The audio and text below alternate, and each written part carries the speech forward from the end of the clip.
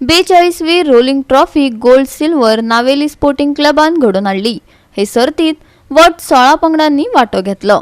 Tie ब्रेकरात Rossman Cruz Verna sports क्लबान 5-4 गोलांनी मॅच जिखली।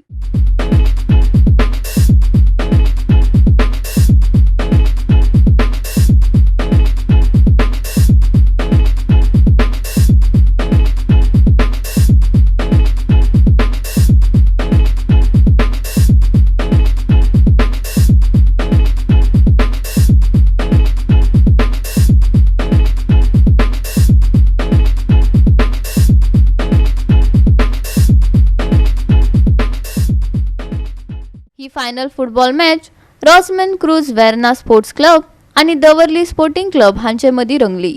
दोनूय पंगडांनी आपले परीन जिखपाचे पुराय यत्न केले।